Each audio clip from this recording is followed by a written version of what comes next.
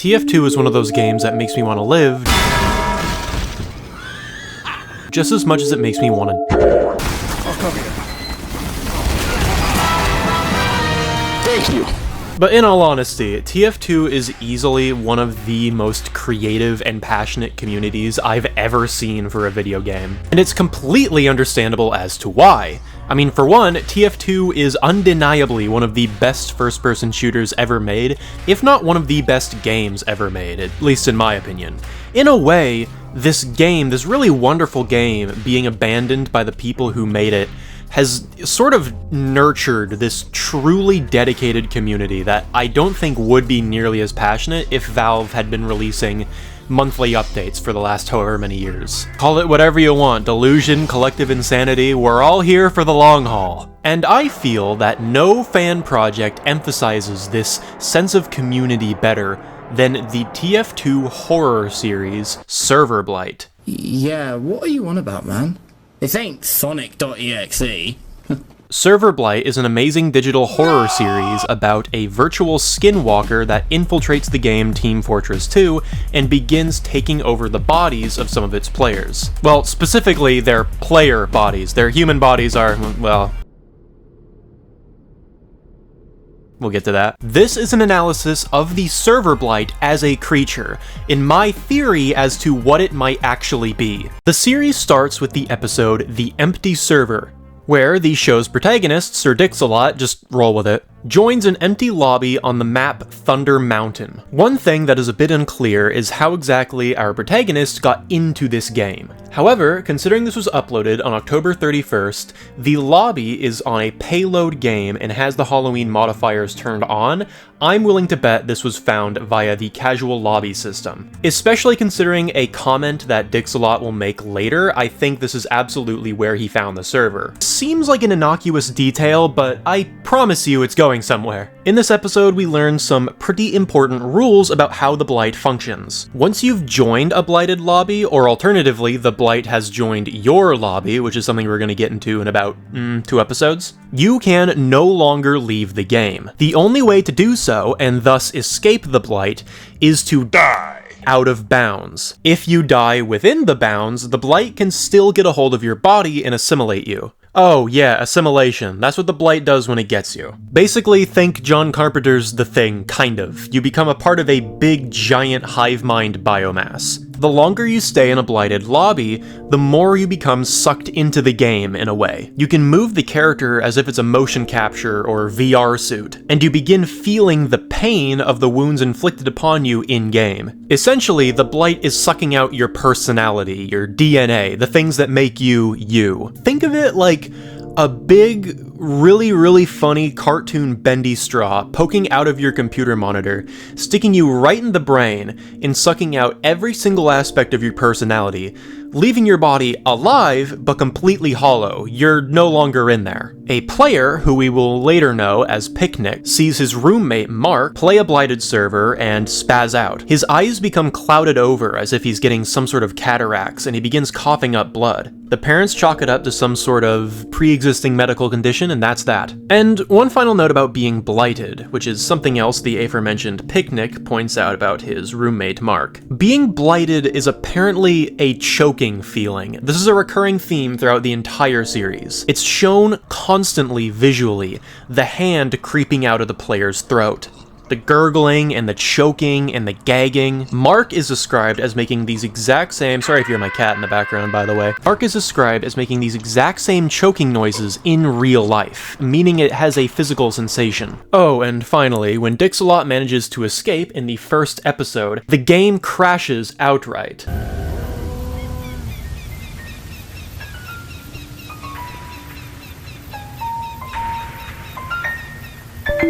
Crash notification specifically is for Half-Life 2. This is because it runs on the same underlying source engine. However, this series is full of sneaky little bits of foreshadowing. So I can't in good faith write out the idea that perhaps the Blight didn't start in TF2, but rather started in Half-Life or maybe even Source itself. This isn't entirely out of the question considering how much control it has over the engine and the character models and all of that. Episode 2 is where the tone shifts. Immediately after Dixalot leaves the lobby, a new player, Joni Daney 12, I think? I have it written down here, but I wrote it down very quickly and sloppily. Joins the Thunder Mountain lobby, and he is completely alone. He encounters a Blight and tries to Alt F4. The second he does so, the Blight makes contact with him.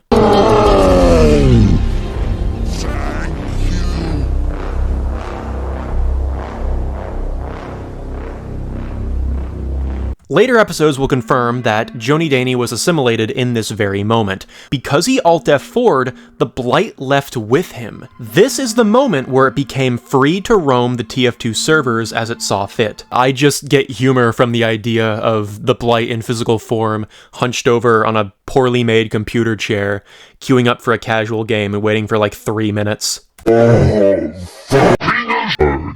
Something else important to mention is that blighted players can be killed. Presumably they just respawn afterwards, but it is a way of defending yourself from them, if not temporarily. Although, part of me wonders if perhaps the Blight lets people think it has a chance by making itself killable, only so it can prolong the inevitable, and then eventually overwhelm them when the players finally realize there is no escape in mind. The Blight has been shown to be a psychological sadist, so this would make sense for it. But it's really hard to say, because in later episodes there are a few scenes where it really seems like the Blight wants to eat somebody and is stopped when the player model it's using is killed. So, I don't know, this one's a what do you guys think kind of moment.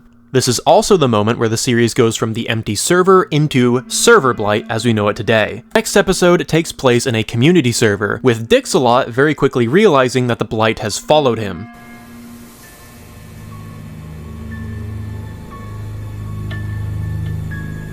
Aaron? His friend makes a mention that they should just join a casual lobby, but Dixalot turns it down. His friend notes that Dixalot is oddly hesitant to join casual. One guy? Aaron, we're gonna get stomped. No one plays these community servers, man. Let's play casual. What's your deal with casual, man? This throwaway line of dialogue is indicative enough to me that the Blight spawned, or was rather trapped in, a server within the casual lobby system. This episode introduces several things all at once. For one, the Blight can manipulate other players perfectly. It wears the skin of Dixalot's friend and reuses his old voice lines which it seemingly recorded and played back. What the fuck? Why can't I leave? What the fuck? There's no one here. Yeah. In such a subtle way that his own friend didn't pick up that he was assimilated until the very end.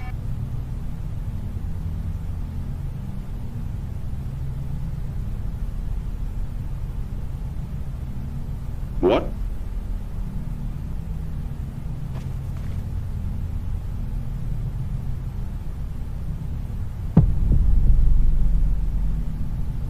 This episode also highlights the Blight's penchant for psychological manipulation, a trait we will see several times throughout the series. To put it bluntly, the Blight is an unabashed, psychological sadist. It gets immense joy and pleasure from watching the misery on its victims' faces. It will go out of its way to harm its own bodies if it means getting a sad or emotional reaction from the person that is currently trying to, let's be real, bully. The Blight is a diagnosed narcissistic psychopath anyway. The Blight has been diagnosed by a TikTok therapist with a dark triad personality trait, so be careful. In this episode, it's shown pretty clearly that the Blight has a penchant for the dramatic, as there are several points where it easily could have caught Dixalot off guard and killed him, but it chose to wait until the very last moment when he realized his friend's been gone for a long time. This actually gives me a good excuse to return to the choking visual.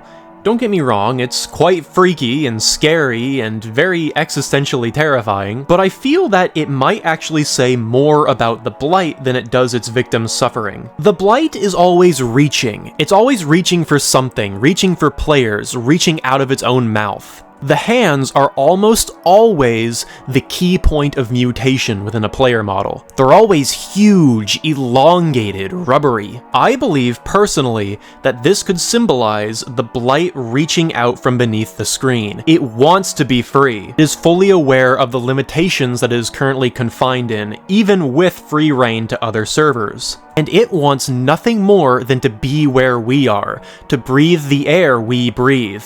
But it can't. There's no air in a computer. That's why it's always choking. It's always suffocating. In the episode I mentioned earlier with Picnic and his roommate Mark, there's one detail that I neglected to point out. This episode shows, presumably, a glance into the Blight's true form. A single pair of pale eyes beneath the computer screen. Huge, round, dilated pupils. The most interesting part to me is that not only is it looking towards its victim, but the eyes shift and it looks to the other man in the room glancing at it. It isn't just reaching through the screens, it can see through the screens. I believe that the second you enter a blighted lobby, or again, a blight enters your normal lobby, it's looking back at you. The instant it joins. And the closer it gets, the more the haze from the screen fades away, and it can really get a good look at you. It can see your environment, it can see where you live, it can see how you breathe, it can even see how you goon! Perhaps it eating your mind, essentially, is actually its way of trying to claw itself out of the virtual world. Like how a drowning person will accidentally drown the person trying to save them in their own frantic struggle to get free. The only thing the Blight can grasp onto is your consciousness. There's also this very strange association with cold. For example, the blighted Joni Daney 12 says, if this is heaven, why is it so cold? In the first of the SERVERBLIGHT storytime episodes, this sniper character comments that it is horrendously cold inside the blighted biomass. To me, I view this as the result of being put in essentially a virtual body. There's no circulatory system or actual blood flow that heats your body up. You're just a mass of code, essentially. So of course it would be cold, you have no internal body temperature. But that's just my read on it, I could be absolutely out of my element here. The Blight's victims are fully aware while they are under its control, and the pain feels real, as if their virtual bodies are a human body. So, some way, somehow, the Blight has figured out to replicate human pain. Another thing I found very interesting that I just wanted to mention is a mantra the Blight repeats in a couple episodes. We go together. Now, admittedly, this is a recycled line he took from a player in episode 3. Yo, Heavy, you with us?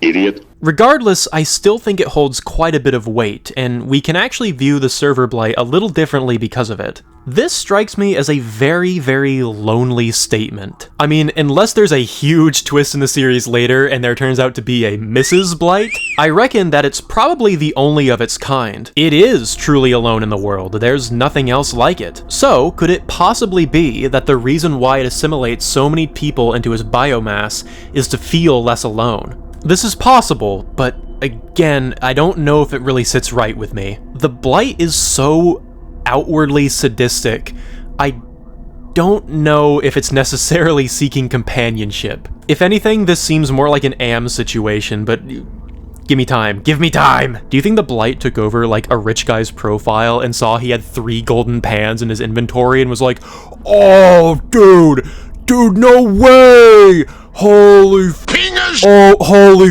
It is also quite the tricky trapsman. I mean, seriously, this freaking guy faked a reflection. TF2 doesn't have reflections. This is genuinely a great scare, by the way, but like, how did bro do that? Honestly, I think we've solved it. The Blight is just a troll. Strange weakness the Blight has is actually icons. This is what gets it found out when it's role-playing as Dixalot's friend in episode 3. There are multiple occasions where we see blighted player models trying to do duo taunts, like the high five as an example. But the icon doesn't exist, so when other players try to interact with it, they can't do anything. Oh, also there's this part where he makes a weird growling noise through the voice.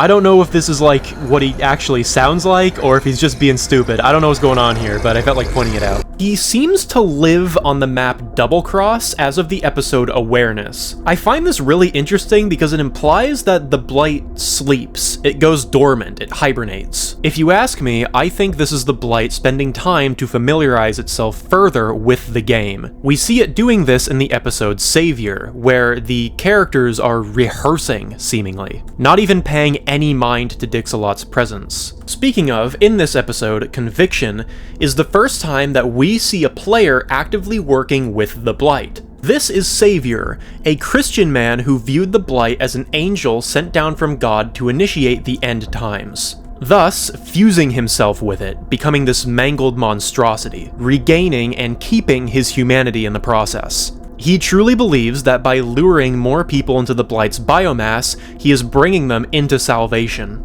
There is a lot to dissect with Savior, so strap yourselves in. For one, Savior is seemingly the very first person who ever worked with the Blight. Now, certainly not the last, as many of you know. In the SERVERBLIGHT story video all about Savior and his origin, he describes the Blight as actively recoiling and being very surprised when Savior, while he's being assimilated, calls it out as a god, an angel, and actively takes glee in being assimilated. If the Blight set out to intentionally convert this guy to its side, it would have no reason to be so surprised. This is definitely the first time it ever witnessed a reaction quite like this. I also feel that this is the exact moment when the Blight became open to the idea of recruiting others for its own cause. Savior knows things he should have no reason to know. For example, he knows Sir Dixalot's actual name.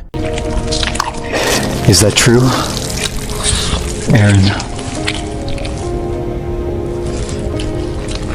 Despite having never met the man. He describes how he knows because he can hear his friend calling out for him every day. This could mean one of two things.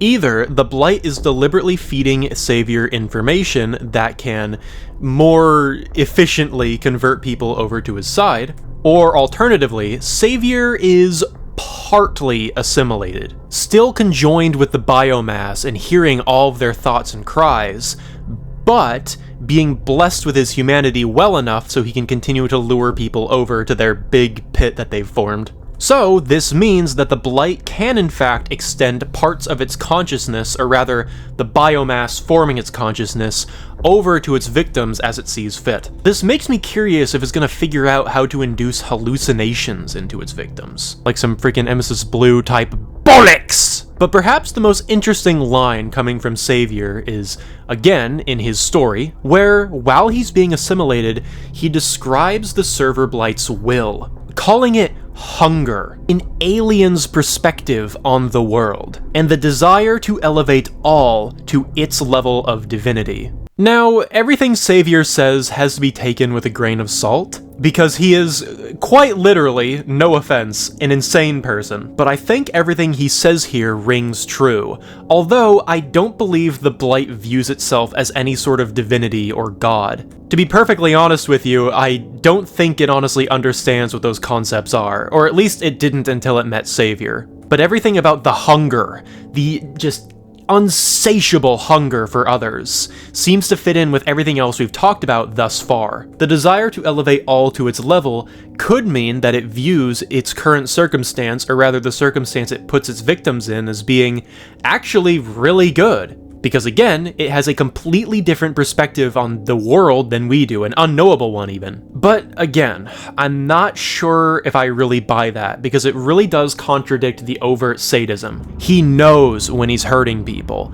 He knows when he's causing psychological harm to them. If he truly thought his own way of existence was the only way to be, I don't think he would be so cruel about it, but I don't know.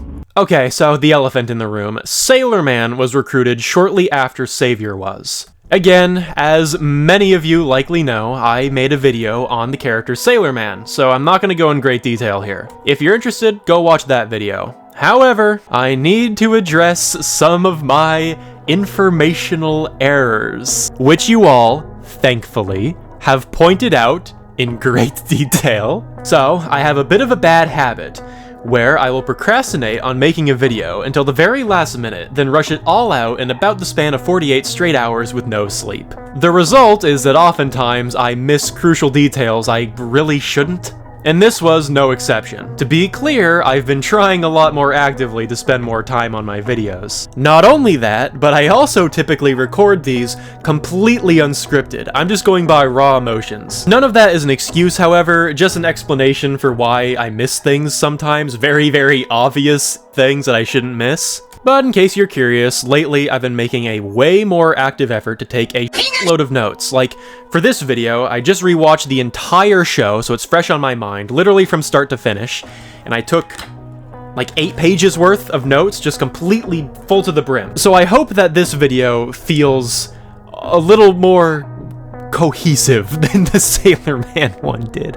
But if you're here after watching that one, thank you a lot for sticking around, despite all my growing pains. And as always, if you spot any grievous or not grievous errors I make in this video, please don't be shy to point them out. I do genuinely appreciate it for as much as I joke about it. Like the Sailor Man stuff, I legitimately don't think I would have realized I missed that unless you guys pointed it out so much. So again, sincerely, thank you. It means a lot. So, what exactly did I miss? Well, in Sailor Man's introductory episode, he air jumps out of the map along with Berdolphin and Dixalot.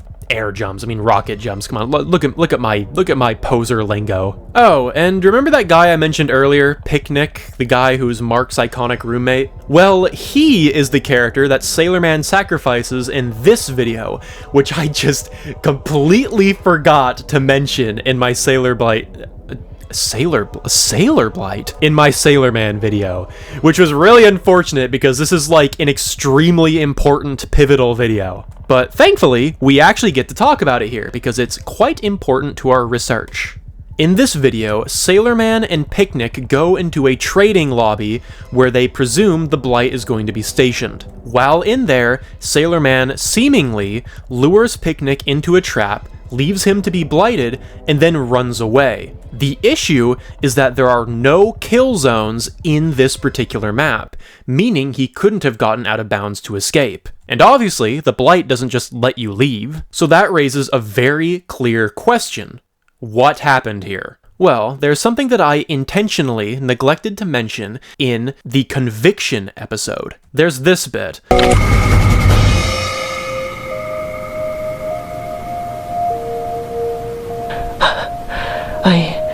I've seen this before.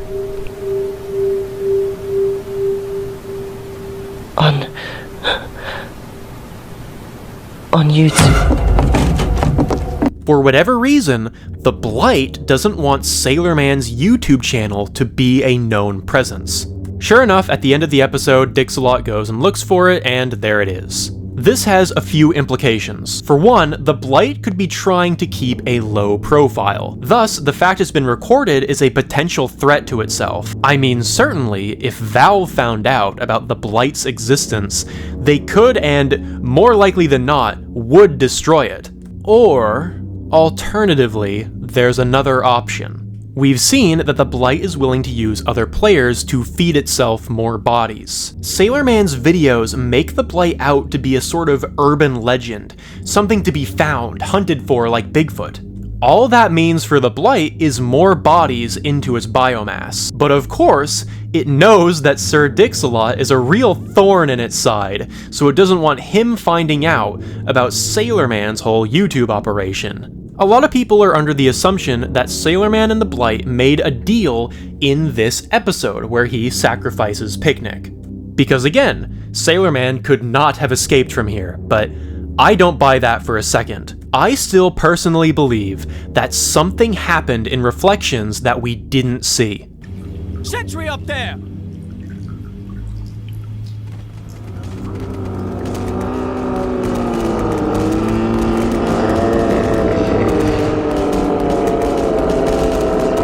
The Blight was right over top Sailor Man. He could have pounced on him, killed him right then and there, but he didn't. Why? The Blight can clearly identify what's going on your PC. Again, it can use Steam. I believe it knew it was being actively recorded. Why would Sailor Man wait to escape while Bradolphin and Dix-a-Lot are actively trying? Why would he not just join them, announce himself as a third survivor in the lobby? Again, something had to have happened here. The Blight made itself known somehow, an arrangement was made.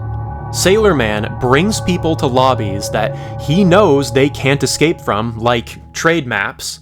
So the Blight gets a guaranteed body, and Sailor Man gets guaranteed viral content. I believe the true twist here is that the reason why his footage cuts off right at this point is because this is the moment where he leaves the game, because the Blight lets him. Sailor Man is like a little mouse bringing its master crumbs. The only reason why the Blight hasn't activated the mousetrap on this little rodent is because the crumbs it's getting is nourishment enough to keep it alive. But eventually, that won't be the case. Notice how large the group is that Sailor Man brings into his debut episode. This isn't just one guy anymore. This is a whole group. As Xavier describes, the Blight is hunger. It wants more. Single-player meals aren't going to satiate it anymore. It needs bigger groups to satiate a bigger appetite. One last mention of Sailor Man is this line here. Someone's gotta get any information they can on this thing to the public. Cause there's nothing else we can do. If we don't warn each other about it, we're all gonna be just pawns in its sick little game. And I ain't no one's pawn, gang. I'm a king. So yeah, I'm up to any challenge this freaking skinwalker AI demon piece of shit. I believe this is how Sailor Man views his dynamic with the Blight. Like, he's its owner, and it's a very, very hungry pet, without realizing that the relationship is actually quite the opposite. Again, this only further highlights the Blight's raw psychological manipulation. Something I have been wondering is whether or not the Blight could be killed, or perhaps just removed from a server permanently. Because in-game, you can kill the Blight's individual proxy bodies. And I think I mentioned earlier that they respawn, but I'm thinking about it now. This is recorded a couple days later, by the way. And I don't think I can recall a moment where a killed Blighted player respawns. This could definitely be a Sailor Man thing where I'm missing an extremely obvious example of this occurring, and if I am, please let me know. If it is the case that they can't respawn, then is it possible that killing every Blighted player within the lobby will just get rid of it? Well, no, probably not, because the Blight is known to have a central body, a huge writhing mass of a bunch of character models all fused together. I presume this is where it spawns and deploys Blighted proxies from within the lobby. Therefore, it's probably a good assumption that for as long as the central body exists, the Blight will just continue to spawn more proxies into the lobby until it overtakes everybody. However, if the central body is killed, would that kill the Blight? Personally, I think it probably depends. See, I presume the Blight can exist on multiple servers all at once. Well, after it migrates, anyway. As I mentioned earlier, I believe the Blight began hibernating in the map Double Cross during the episode Awareness. I say this because it's the exact map that Sailor Man lures everybody to at the end of Season 1. He claims that he has an inside source who supposedly knew where the Blight would be hibernating. Sure enough, the character Nexos is in the lobby with the whole game. Nexos is the main character of Awareness, and, to my knowledge, the only survivor of the Blight's attack on Double Cross. Therefore, he would be the only one who is knowledgeable that this specific community server for Double Cross is in fact housing the Server Blight. However, assuming that episodes like Conviction take place after Awareness, this would obviously show that the Blight can exist dormant in multiple servers all at the same time. And like I mentioned earlier, in the episode Conviction, we see it basically practicing. It's practicing taunts, practicing blending in.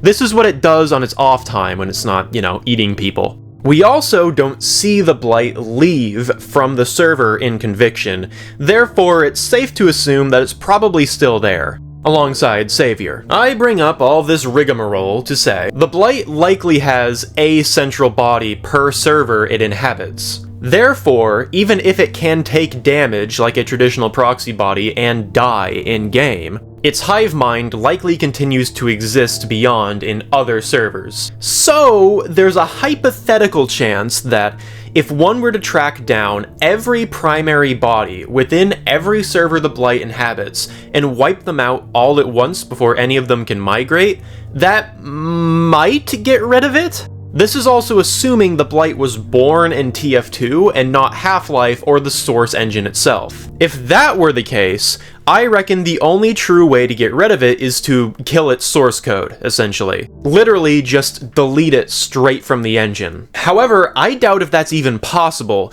Considering how smart the Blight has gotten over the course of the series, I'm almost 100% positive it's put some fail-safes in motion, so if anybody were to try and get rid of it from a baseline within the source code, it could have some sort of protection. I have a third theory for how the Blight can be permanently dealt with as well, and I'm gonna call it the Freddy Krueger theory. We all know Freddy Krueger, right? Nightmare on Elm Street villain. Spoiler warning, by the way. The way Freddy is defeated in Nightmare on Elm Street, at least the first one, is by being physically dragged into the real world by the main protagonist, who grabs a hold of him before she is woken up, essentially tearing him from the metaphysical dream world and bringing him into the material world, where he is a physical human being once again, who can be weakened and killed.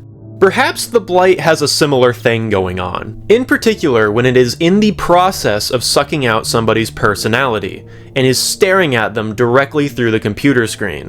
Part of me wonders if this is the Blight at its most vulnerable. Maybe, just maybe, if someone were to turn off or destroy the computer while this process is happening, it would hurt the Blight in some way. Furthermore, what if somebody queued up for another map just as they were in the process of getting blighted, similar to what happened to Joni Daney, but instead, they deliberately lure it into a private server that nobody could possibly ever join. A modded private server, with an infinite timer that will never end. Honestly, this feels like the kind of thing that Sir Dixalot, aka Aaron, would do to end out the series. Create a modified, perfectly crafted trap specifically for the Blight, and sacrifice himself to get it there. Now, of course, as I mentioned, the Blight exists in several servers all at once and can migrate. So, perhaps the solution here is a bit of a combination of everything I've brought up thus far. All of the Blight's central bodies, aside from one, must be destroyed.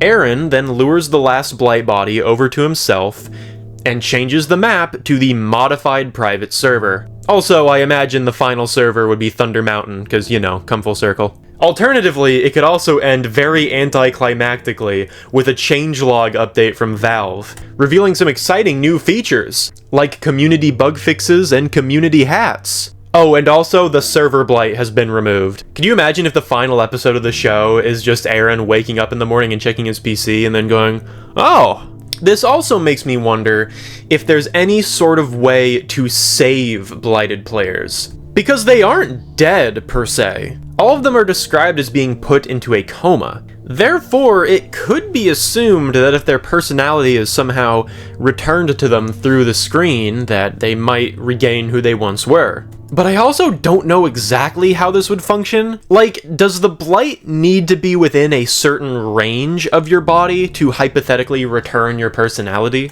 Because it seems like it needs to be able to see you to take it away. It needs to be looking at you through the computer screen. I'm also curious what would happen if someone were physically dragged away from the computer while a blighting was happening, or alternatively, if they're just in a blighted lobby. Like, they just have the weird, like, full-body game integration thing going on, but they haven't been overtaken by the server blight yet. As for the big question, what the blight is. The Blight has been called many things. A skinwalker, an alien entity. Oh, hot. But I really don't subscribe to the former two ideas. Skinwalker is too overtly paranormal, and alien is just a little too out there. I believe that the Server Blight is a sentient, self-aware computer virus. Something that has been lying within TF2 potentially for as long as it has existed. Specifically, I think to the creepypasta The Spy, which Two Idiot Germans have cited as one of their key inspirations for the Server Blight. The Spy is a creepypasta about a spy that's very annoying and backstabs you a lot. Listen, I'm gonna talk about it in my big TF2 video, okay? So be patient!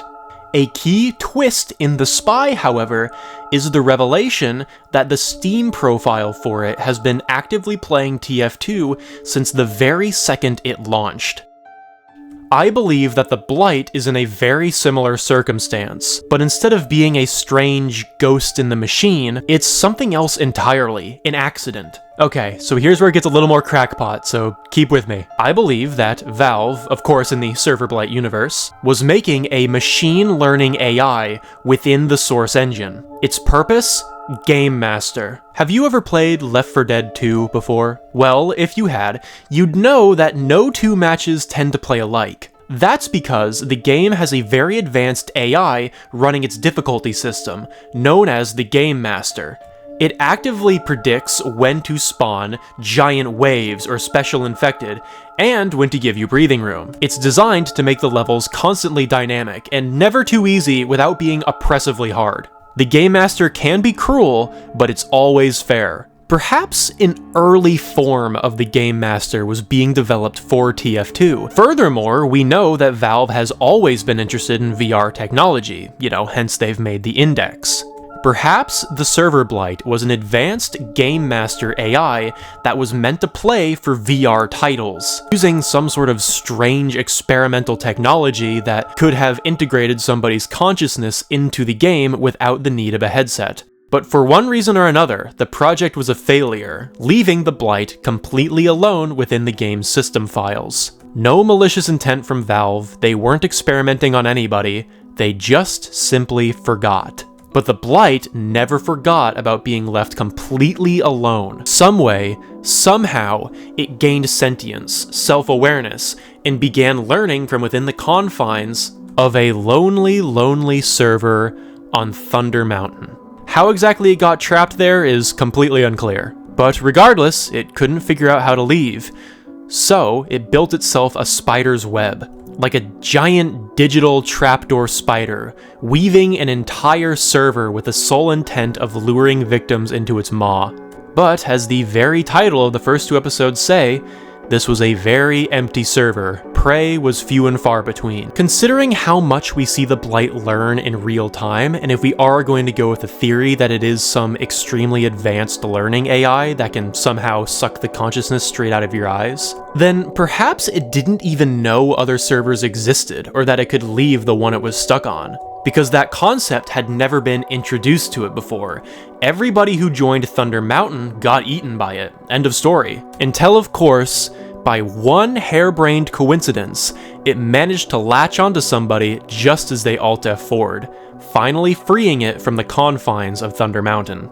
But this does raise the question as to how the player in episode 1, Gillysuit, knew that you had to die in order to escape it. To be honest, Gillysuit is a really strange character who is brought a lot of importance in the series, at least visually. Like, there's an entire episode where the Blight just uses Gillysuit as its primary body. There's some strange connection between these two, and I feel like Gillysuit is gonna get expanded in a later episode. So, yeah, that's my theory. Take it or leave it, I guess, or call me stupid in the comments. I'll take it either way. I do firmly believe that the Blight is a self-aware learning AI. But, to be honest, for as much as I like this theory, I also like the general mystery around the Blight. I would be totally fine if the series closed without us ever getting a clear answer as to what it is or where it came from. It holds this ever-present sense of just complete unknowability. But there's one more thing I want to bring up, and that is the SERVERBLIGHT's connection to the TF2 bot crisis. For those who don't know, the TF2 bot crisis was an event in which hackers tried to fundamentally destroy TF2 as a game. Basically, what they would do is infest every server possible with botted players, more often than not, snipers. The botted snipers would either wander the map or become entirely stationary on the primary objective. If anybody entered the sniper bot's line of sight from a 360-degree radius, it would flick to your head and kill you instantly. Of course, if it was just 1 or 2 bots, the players in the server could all band together and kick them. But at times, there'd be far too many for that to be feasible at all, and everyone would just leave the lobby. Due to Valve's negligence for one of their own flagship titles, The bot crisis continued on for a long, terribly long time. I actually experienced the bot crisis firsthand, because me and my friend tried playing the game on several occasions during the early 2020s. And every single time we tried joining a casual lobby, it was like a 70% chance that the lobby would just be empty and it would be full of bots. Sometimes you'd be part of a full lobby with just one bot, you'd vote kick it, and then another one would join instantly afterwards. Sometimes you would join a full lobby and it would be genuinely really fun, until, of course, a botted sniper joins and the whole match is just over. All it took is one of these things to completely destroy a game. Community servers were better, yes, but still not an exception. I remember botted players joining community servers. The only ones that were really viable to join were the community servers with the most active players at the time, because that generally indicated that they had the bot situation under control. But a Skyle server that's just playing 2-4 infinitely with like 64 players is such a different experience than a casual lobby. Eventually, Valve finally dealt with the problem and the game became much better for it. There are much better videos than this one going over the entirety of the bot crisis lore and exploring the monsters behind it. So if you're interested in learning more about it, here's a few on screen right now that I would suggest. The botters have made a few attempts to return over the years. I remember one occasion during, I think it was actually December of 2025. Whenever I would join casual lobbies, sometimes there'd just be a bunch of blank players filling up the spots. And they were basically just AFK bots. For whatever reason, they couldn't spawn in the snipers anymore, so they would basically just fill up spots in the lobby so that it was virtually unplayable. This wasn't nearly as common, at least not for me personally, as the sniper bots were, but it was still a great annoyance. But it really didn't take long for Valve to take care of that issue. They were gone pretty quick, within a couple weeks if I remember right.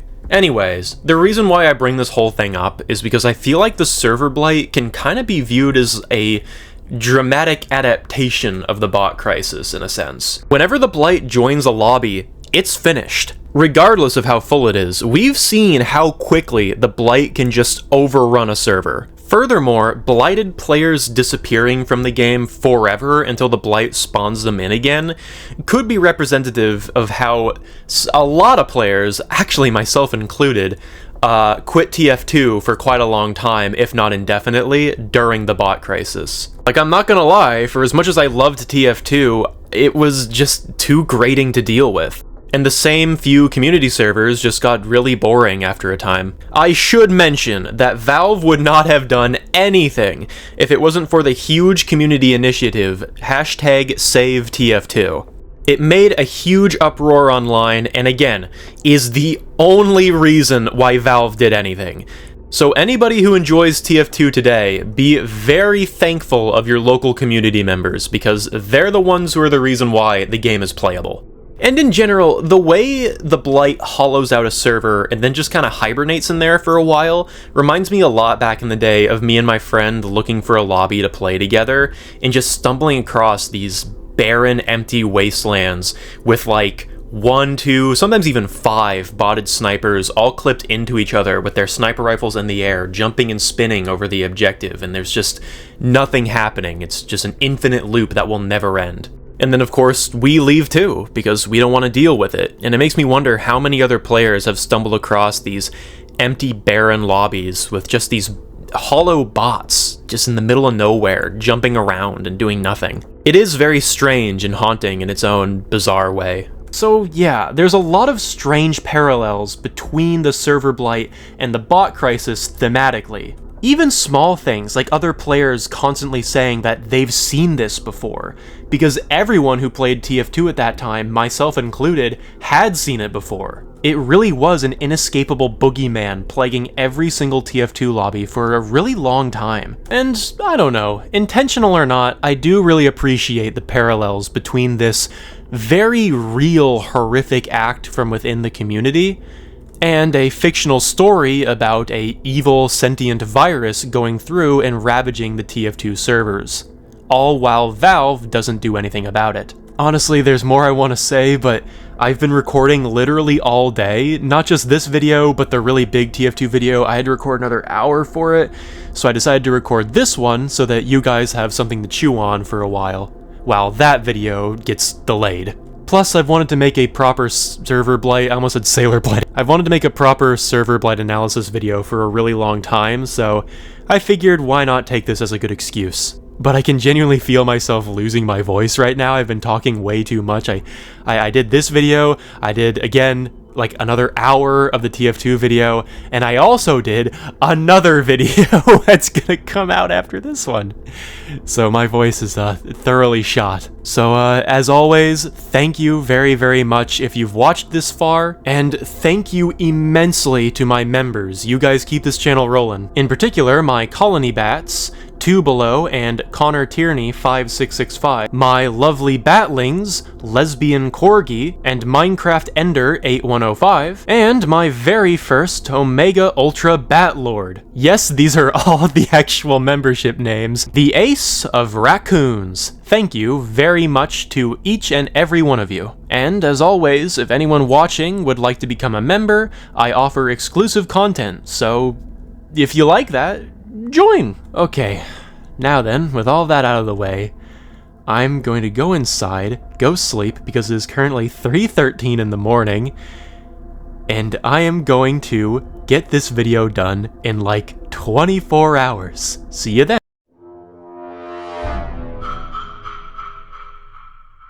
The TF2 video is currently about an hour and a half long, but it might actually get more added on to that, so needless to say, it is easily going to be the longest video on my entire channel. So if nothing else, I'm doing everything in my power to make sure that the wait is worth it for you guys. Something else has been on my mind, really ever since the whole Sailor Man thing went down, is if we're going to see more human antagonists from within the series. And how, in particular, that could change the dynamic of a couple things quite a bit. The Blight is a creature of habit, ultimately, but it is also quite smart and capable of learning.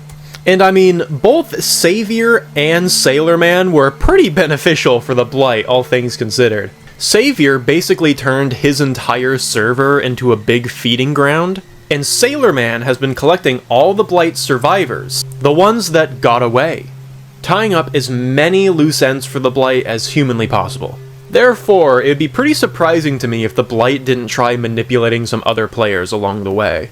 How exactly it would do so is a bit difficult to say. Savior's faith blinded him to the reality that he was being absorbed by a monster. However, his faith was so strong that the Blight was legitimately taken aback. I'm willing to bet something vaguely similar happened with Sailor Man, but instead of using his own faith against him, the Blight manipulated Sailor Man by abusing his own greed, manipulating him with the promise of views and fame, the promise of being seen as a hero amongst the TF2 community, a king, if you will. It makes me wonder what would happen if, let's say, the Blight encountered a cheater, somebody using legitimate hacks within the game. How would that interfere with the Blight's mechanics? Something I've always had a weakness for, in particular in horror stories, and it's a trope you don't see often, but when it's done well, I really love it. A sniper's nest. The game Reanimal has an amazing sequence dedicated around this, by the way. I need to do a video about that game. There's something very scary to me about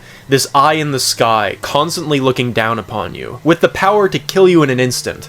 From the victim's POV, they're often so far away they become this shapeless entity, representative only by the tower that they lay in and maybe a glint of light from the scope. What I'm trying to get at here is that a sniper player using some sort of aimbot would be a legitimately great antagonist for a SERVERBLIGHT episode, or even just a really good sniper player. No aimbot required. In episode 1 of the series, Dixalot spawns in as a sniper, killing the scout player directions at the latter's own request. Of course, we learn later that the Blight drags their body away, taking advantage of the sniper player's own tunnel vision and lack of spatial awareness. Two things that all sniper players, myself included, infamously struggle with, making the player an unintentional antagonist in the episode. When people try to convince him that something's wrong, he just gets toxic and tells them off. Until finally, at the end of the episode, the Blight reveals itself and devours him. Or something like that, who knows. You could even do a similar concept with a spy character, which would be a pretty good excuse to pay homage to the iconic spy creepypasta. I know at this point I'm basically just imagining up fanfiction, but honestly, you know what, while we're on this train of thought of just PS2 now, actually, there's another hypothetical for you. Can the Blight enter Source 2, or is it stuck specifically in Source 1? If TF2 were to be updated into Source 2, would that effectively kill the Blight? Also, if TF2 were to be upgraded to Source 2, what would they call it? TF2-2? I would say what if the Blight got into Gary's mod, but to be honest, there's an entire subgenre of internet horror basically about exactly that premise. And that's gonna be a future video in of itself someday, trust me on that. Okay, talking about an evil computer virus going into other games reminded me of the Pibby glitch. What's the Pibby glitch? I reference it all the time because it sounds really funny, but I legitimately don't know what the fucking Pibby glitch means. What does that mean? Okay, so I'm basically 100% absolutely gonna be wrong on this, but I'm gonna put it out anyway. In the off chance that I'm right, so that if it happens, I can say I told you so. See, if you acknowledge every reality as a possibility, then you're never wrong. What if Aaron, aka his real name, Sir Dix-a-Lot, actually loses his mind and becomes a villain of sorts? Either working for the Blight, or he himself is consumed by the Blight and his body is used as a proxy, leaving somebody like Bradolphin as the final survivor. There, you see, now I've said it. So if it happens, I'm right. But if it doesn't happen, I said it probably wouldn't, so I'm also right. I can never be wrong. I'm invincible. I'm the Homelander! Wait. Insane counter theory to all the Blight defeat ideas I just had. What if you can download the Blight off your PC? Like, imagine if you can do what the Blight does to your personality, but back to itself if you plug in, like, a flash drive while he's absorbing you. Like Ganon from that YouTube poop game when he gets sucked inside the book. Sorry, Blight. You're living inside my SpongeBob flash drive for the rest of eternity! I want to capture the server Blight like a rabid animal, cage it inside a giant thermonuclear virtual bomb, and drop that shit right on top Overwatch 2 servers. You can thank me later. Oh my god, Tracer Blight, no! Does anybody even play Overwatch 2 anymore? I have a feeling like the Blight has survived so long, specifically because TF2 is such a, for all intents and purposes, abandoned game. I mean, it's not fully abandoned, and they did do a good job at keeping the bots out of Team Fortress 2. But we ain't never getting that heavy update, bro. Like, could you imagine if the Blight dropped in on a Fortnite lobby? Epic Games would delete the Blight in a day, and they would also lay off 6,000 staff members. Little side tangent and fun fact about me. I love Plants vs. Zombies, especially the first two Garden Warfare games. As a kid, I legitimately spent, like, well over 500 hours in Garden Warfare 2, which I know is apparently small numbers for a lot of people in this audience, but whatever. By the way, here's my current hours in TF2. Still gonna make fun of me now? You could say that the big leagues are calling for me. Legitimately, Garden Warfare 2 is probably the best class-based shooter, right behind TF2. TF2 is still overall the best by a pretty wide margin, but Garden Warfare 2 is still really good. I know this seems like a random side tangent, but one, I've loved this game forever, and I don't know if I can find another excuse to talk about it on the channel. And two, it's actually in a fairly similar state to what TF2 was several years ago during the bot crisis. You see, Garden Warfare 2, especially on PC, has been overrun with hackers and cheaters. And because EA is a god-awful company, their anti-cheat is so shitty and so bad that hackers have found out an exploit which can essentially permaban any account in a lobby they are currently stationed with. So if you're just booting up the game innocently wanting to play, there's a random chance that you can enter the wrong lobby and just be completely banned from the servers. And by the way, Garden Warfare 2 is an online-only game, despite having several single-player functionalities. So if you get banned from the servers, you're done, buddy. You just can't play the game you paid for anymore. All because you, innocently, wanted to play a little multiplayer. So yeah, despite it being a game that I have a huge appreciation for and I love a ton, I really haven't played it at all since like mid-2025. Because that's when the hacks started getting really bad and I just didn't want my account to get deleted. To my knowledge, it hasn't been fixed as of yet and really nothing's been done. I think there's private community servers now, which is good, but it's a very similar issue that TF2 had back in the day, where the casual lobby system is just so much easier and more convenient to get into. And especially on Garden Warfare 2, where there isn't like a built-in server list or anything, the private servers are all a modded thing, a modded client from what I understand. So it's even more effort just to get into a game, and most people are just going to tune out at that point and you're never going to have a full lobby. I don't know, can they just, like, change copyright laws fundamentally so Plants vs. Zombies is public domain? So then, like, an actually good team of indie devs can make Garden Warfare 3? I mean, they tried making Garden Warfare 3, but it really wasn't that good. Oh, that's right, the entire reason why I'm making this video, SERVERBLIGHT. Sorry. Can you tell that I have ADHD and am in fact unmedicated? What do you guys think the Blight's true form is? Assuming anyway that it isn't literally just these little pairs of eyes, that there's something else going on here. Okay, not gonna lie, I honestly bring this question up just because I want to highlight some really cool fan works I've seen that depict hypothetical full bodies for the Blight.